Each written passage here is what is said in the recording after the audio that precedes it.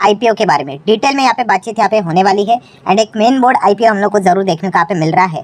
And अगर देखा गया तो ये आईपीओ काफी डिसेंट आईपीओ देखने को मिल रहा है एंड काफी अच्छा खासा हम लोग को यहाँ पे मतलब भर भर के एप्लीकेशंस भी आते हुए देखने को यहाँ पे मिलने वाले। ऑलरेडी अगर देखा गया तो एप्लीकेशंस भर भर के आते हुए भी देखने को यहाँ पे मिल ही चुके हैं।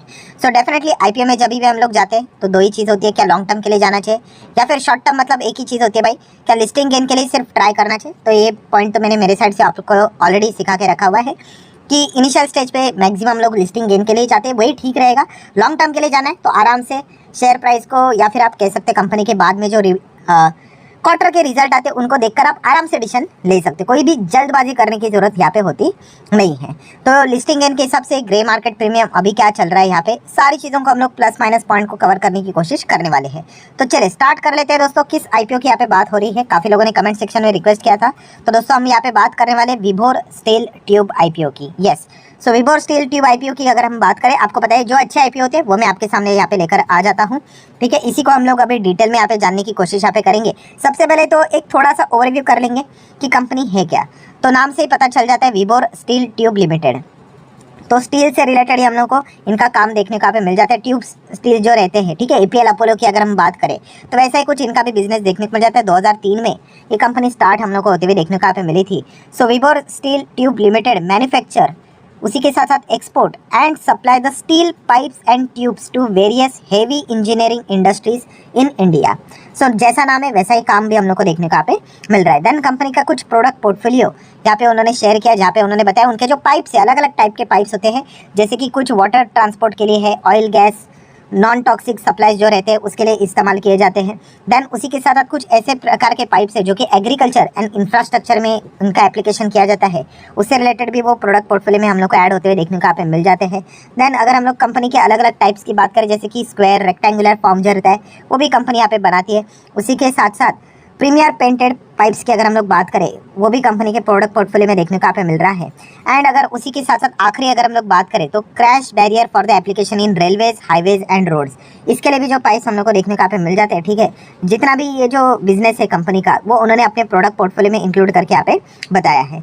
नेक्स्ट अगर हम लोग बात करेंगे कंपनी, तो यहाँ पे दो मैन्युफैक्चरिंग फैसिलिटीज़ कंपनी के देखने को मिल जाती है। सो एक है महाराष्ट्र में, एक है तेलंगाना में। एंड जो कंपनी का वेयर हाउस है वो हम लोग को हरियाणा में फिलहाल तो देखने को यहाँ पे मिल रहा है। एंड एम्प्लॉयज़ की बात करें तो लगभग कंपनी के पास ऑलमोस्ट 650 परमानेंट एम्प्लॉयज़ फिलहाल के सिचुएशन के हिसाब से, फिलहाल इसका सिचुएशन मतलब 24 जनवरी 2024 तक का जो डेटा अवेलेबल था उस हिसाब से इतने परमानेंट एम्प्लॉयज़ देखने को यहाँ पे मिल रहे हैं। नेक्स्ट बात करेंगे दोस्तों, अगर कोई लॉन्ग टर्म के लिए अगर इंटरेस्टेड होगा ही तो कंपनी के थोड़े बहुत फाइनेंशियल्स यहाँ पे देख लेता है। तो फाइनेंशियल्स की अगर हम बात करें तो मार्च और सितंबर, मतलब ये केवल 6 महीने का डेटा है, इसको डायरेक्टली कंपेयर मत कर लेना। बट फिर भी असेट्स की बात करें 172, 248 करोड़, 293 करोड़, ऑलमोस्ट 325 करोड़ के असेट्स देखने को मिल रहे हैं। रेवेन्यू की बात करें तो 511 करोड़, 800 करोड़, 1100 करोड़। एंड ये तो 6 महीने का ही रेवेन्यू है, 500 करोड़ के आसपास, मतलब सही डायरेक्शन में जा रहे हैं। डबल करेंगे तो ऑलमोस्ट जैसे कि लास्ट टाइम था 1000 प्लस का, वैसा रेवेन्यू इस साल भी हम लोग को देखने को शायद से मिल सकता है, मतलब 23 की बात करें प्रीवियस फाइनेंस के हिसाब से। Then profit after tax PAT की बात करें तो 69 लैक्स का प्रॉफिट था, फिर 11 सवा 11, फिर 21 करोड़ का प्रॉफिट हुआ। अभी 6 महीने की अगर हम बात करें तो 8 साढ़े 8 करोड़ का प्रॉफिट फिलहाल तो देखने को यहाँ पे मिल रहा है। नेटवर्थ की बात करें 60, 70, 90, 100 प्लस की नेटवर्थ है। एंड कर्जे की बात करें तो 58 करोड़, 100 करोड़, 126, 160 करोड़ का कर्जा भी देखने को यहाँ पे मिल रहा है। छोटी कंपनी है तो भाई कर्जा तो लेकर यहाँ पे चलना पड़ता ही है, थोड़ी ना कंपनी पहले से ही डेट फ्री यहाँ पे रहेगी करके। एंड इस प्रकार के जो बिजनेस रहते हैं काफ़ी ज़्यादा इनके ऊपर हम लोग को कर्जा देखने को मिल जाता है। देन कंपनी का रिटर्न ऑन इक्विटी देख सकते हैं 25% से ज़्यादा है। कैपिटल एम्प्लॉयड की भी अगर हम बात करें तो 16.5% से के आसपास ही हम लोग को फिलहाल तो देखने को मिला है। डेप्ट टू इक्विटी 1+ हम लोग को फिलहाल देखने को मिला। अभी छोटे कंपनी से तो इनमें रिस्क तो ज़्यादा ही होती है, ठीक है, यही हम लोग को सारी चीज़ें फिलहाल तो देखने को मिल जाती है। एंड देन अगर हम लोग बात करें तो कंपनी भाई आईपीओ क्यों लेकर आ रही है, सो उसकी कुछ ऑब्जेक्टिव्स उन्होंने सामने रखे हुए हैं। तो सबसे पहले तो वर्किंग कैपिटल को फंड करने के लिए इनको पैसा यहाँ पे चाहिए। एंड जनरल कॉर्पोरेट पर्पस, ठीक है, ये तो एज यूजुअल आखिरी पॉइंट में हमेशा लिखा जाता ही है। देन अभी आ जाते हैं दोस्तों, यहाँ पे हम लोग कुछ डिटेल्स को जानने की कोशिश यहाँ पे करते हैं। जैसे कि 13 तारीख, जो कि ऑलरेडी आज के दिन की बात करें आईपीओ तो स्टार्ट हो चुका है, 15 तारीख को यहाँ पे क्लोज होगा। हम पहले दिन तो कभी भी अप्लाई नहीं करते हैं, तो ठीक है, ये एक नॉर्मल चीज़ होती है, मतलब जितना लेट करेंगे उतना अच्छा है। बट लेट का अर्थ ये भी नहीं कि 15 तारीख को एकदम ही आखिर के चंद कुछ घंटे में अप्लाई करो करके। सेफेस्ट ऑप्शन होता है कि चलो मिडल वे, मतलब कल के दिन 14 तारीख, ये बेस्ट अगर हो सकता है, या फिर 15 तारीख को अगर करने हैं तो जितना हो सके अर्लियर स्टेज पे सुबह सुबह अप्लाई करोगे तो ठीक रहेगा। इनकेस अगर कोई मिस्टेक होता है तो आप उसको रेक्टिफाई कर सकते हो, टेक्निकल ग्लिचेस होंगे तो माइट भी आप उसको साथ डील कर सकते हो, ठीक है। ये यूजुअली एक्सपीरियंस से ये चीज़ें हम लोग को समझ में और सीखने को मिल जाती है। नेक्स्ट बात करेंगे तो 10 का फेस वैल्यू देखने को मिला है। प्राइस बैंड 140 से 151 है, अभी तो आपको पता ही है 151 ही रहेगा कट ऑफ प्राइस के हिसाब से। लॉट साइज है 99 शेयर्स का। इशू साइज बहुत ही छोटा है, केवल 72 करोड़ का ही आईपीओ हम लोग को ये देखने को यहाँ पे मिल रहा है। मतलब डिसअपॉइंटमेंट ज़्यादा हाथ लगते हुए देखने को यहाँ पे मिलने वाली है, और पूरा फ्रेश इशू, ये एक अच्छी बात हम लोग को फिलहाल तो देखने को यहाँ पे मिल रही है। बुक बिल्डिंग है, 2 प्राइस बैंड देखने को मिले थे। एनएससी बीएससी के ऊपर लिस्ट होते हुए देखने को यहाँ पे मिलने वाला है। यस, छोटा आईपीओ 72 करोड़ का है, but still NSC and BSc के ऊपर ही लिस्ट होने वाला है, मतलब ये कोई एसएमई आईपीओ नहीं है। रिजर्वेशन की बात करें तो आप यहाँ पे देख सकते हो, अगर जैसे कि आपको पता है एंकर इन्वेस्टर के लिए ठीक है 30% है, क्यूआईबी के लिए 20% के आसपास है। देन नॉन इंस्टीट्यूशनल इन्वेस्टर की बात करें यहाँ पे तो बिग एचएनआई के लिए यहाँ पे लगभग 10% के आसपास है, स्मॉल के लिए 4.5% के 5% के आसपास है, राउंडेड पकड़ लेना। रिटेल कैटेगरी के लिए बात करें तो ऑलमोस्ट 35 के आसपास रफली डेटा देखने को मिला है। देन एम्प्लॉइज़ के लिए थोड़ा बहुत रखा हुआ है, ठीक है। ये शेयर मतलब जो होल्डिंग का जो हम लोग को रिजर्वेशन देखने को मिल रहा है वो भी हम लोगों ने फिलहाल तो अभी देख लिया। देन अगर हम लोग यहाँ पे बात करेंगे थोड़ा सा और आगे यहाँ पे बढ़ने की कोशिश यहाँ पे कर लेते हैं, ठीक है।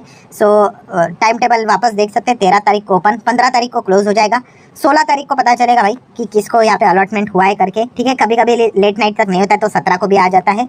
19 तारीख को क्या हो जाएगा, रिफंड यहाँ पे हो जाएगा, और जिसकी किस्मत चमकी होगी तो उसको ये अकाउंट में शेयर क्रेडिट यहाँ पे हो जाएंगे, ठीक है। ऑलरेडी ये हम लोग को चीज़ किस्मत वाली तो अलॉटमेंट के दिन ही पता चलेगी, बट एनीवेज। नेक्स्ट अगर हम बात करेंगे तो लिस्टिंग 20 तारीख को होते हुए देखने को मिलने वाले, मतलब एक और कंपनी शेयर बाजार में यहाँ पे आ जाएगी। एंड यूपीआई के थ्रू अगर आप अप्लाई करने जा रहे हो तो 15 तारीख आपको पता ही है भाई 5 बजे तक का टाइम रहता है। उसके पहले तो भाई अप्लाई कर देना, मतलब मैंडेट को अप्रूव यहाँ पे कर देना, ठीक है। उसके बाद अगर करोगे तो वो ऑटोमेटिकली ऑप्शन ही गायब हो जाता है।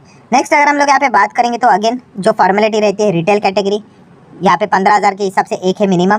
देन अगर आप यहाँ पे रिटेल कैटेगरी आपको पता है मैक्सिमम 13 का लॉट देखने को मिलेगा, कोई सेंस बनता है नहीं क्योंकि ओवर सब्सक्राइब भी होते हुए देखने को मिल जाएगा, शायद से आज के दिन हो भी चुका होगा, ठीक है। देन सेम स्मॉल कैटेगरी में भी यही है, स्मॉल एचएनआई की बात करें तो मिनिमम जाना ही सेंसिबल बात होती है। मैक्सिमम के लिए जाओगे तो क्या कोई पाप लगेगा, नहीं। अगर आपका नाम भी आ जाता है तो आपको कोई 66 यहाँ पे शेयर्स मतलब लॉट्स यहाँ पे मिलने वाले हैं नहीं, आपको मिनिमम ही लॉट यहाँ पे मिलने वाला है। Same thing applicable for the retail also, ठीक है। एंड बिग एचएनआई की अगर हम बात करें तो 67 666 66633 के हिसाब से आप लोग यहाँ पे जा सकते हो। अगर यहाँ पे भी ओवर सब्सक्राइब हो जाता है तो स्मॉल एचएनआई वाले ही अल्टीमेटली यही चीज़ हमारे हाथ में यहाँ पे लग जाती है।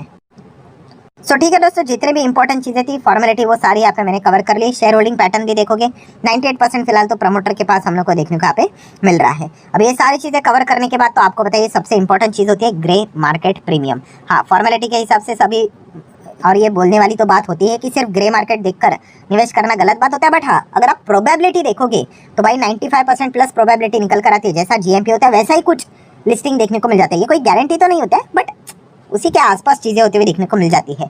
सो क्या चल रहा है इसका जीएमपी, तो जीएमपी आप देख सकते हो दोस्तों 80% के आसपास जीएमपी चलते हुए देखने को मिल रहा है। आप नाम देख सकते हो, विबोर स्टील ट्यूब्स आईपीओ, ठीक है। एंड सब्सक्राइब भी आप देख सकते हो, जबरदस्त हम लोग को सब्सक्राइब होते हुए देखने को मिल चुका है।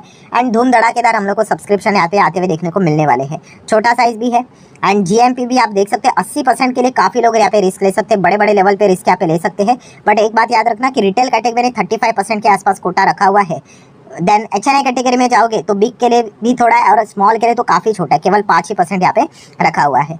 सो काफ़ी भीड़ यहाँ पे आने वाली है, ठीक है। अभी जिसकी किस्मत अच्छी होगी उसी को आईपीओ यहाँ पे लगेगा, हम ऐसा भी कह सकते हैं। एंड फिलहाल तो 80% का जीएमपी नजर आ रहा है। अगर मार्केट में कुछ ज़्यादा उथल पुथल अगर नहीं हुआ तो क्या बता, ज़्यादा डिमांड के चलते ये डबल भी होने के चांसेस हो सकते हैं, बट ये कोई गारंटी नहीं होती है। ये जस्ट एक आपको एक ऐसी बात यहाँ पे बता रहा हूँ। बट फिलहाल अगर मतलब अभी के अभी अगर ये लिस्ट होता तो 79 to 80% का लिस्टिंग गेन यहाँ पे मिल जाएगा। मतलब जिसको भी आईपीओ लगने वाला है कमाल की किस्मत उसकी चमकने वाली है, हम ऐसा भी यहाँ पे कह सकते हैं। सो ठीक है दोस्तों, जितने भी इंपॉर्टेंट पॉइंट्स थे सारे यहाँ पे मैंने कवर कर लिया। अगेन कहना चाहूँगा ये एक मिस्टेक काफ़ी सारे लोग करते हैं, खास करके बिगनर, उनको आईपीओ नहीं लगता है तो डिसअपॉइंट हो जाते हैं। तो क्या कर लेते हैं, जिस दिन लिस्टिंग होता है मतलब ओपन मार्केट में जाके ब्लाइंडली खरीद लेते हैं, ठीक है। क्यों? क्योंकि ऐसा लगता है कि भाई रॉकेट बन जाएगा करके, बन गया तो भाई वो तुक्केबाजी हो गई, और नहीं बन गया तो बुरी तरीके से फंस जाते हैं। तो ऐसा नहीं करना है। अगर हम लोग यहाँ पे सेबी की भी बात करें तो उन्होंने भी ये वार्निंग दी थी कि अगर आपको जाने ही आईपीओ आपको नहीं लगता है तो उसके बाद आराम से आप उस कंपनी के एटलीस्ट 2 क्वार्टर तो चेक कीजिए एंड प्राइस को स्टेबलाइज होने दीजिए। मतलब बोलते हैं ना चार्ट पैटर्न कैसे होता है, एकदम ही एक्सट्रीमली तेज रहता है या फिर नीचे, फिर उसके बाद कंसोलिडेट होता है, उसके बाद आराम से डिसीजन लीजिएगा। जैसे कि अभी देखिए टाटा टेक्नोलॉजी आराम से चल रहा है, अभी आप आराम से वहाँ पे ठंडे दिमाग से डिसीजन ले सकते हो कि जाना है कि नहीं। ठीक है, तो इमोशंस के थ्रू मतलब बोलते हैं ना किसी में भी निवेश करके फंसना नहीं होता है, ये भी पॉइंट आपको पता होना चाहिए। सो आईपीओ तो है दमदार, जीएमपी भी एकदम है दमदार। सो आशा करता हूँ वीडियो हेल्पफुल लगा होगा, तो चाहो तो आप इसको लाइक एंड शेयर कर सकते हैं। मिलते हैं नेक्स्ट वीडियो में, तब तक के लिए बाय बाय।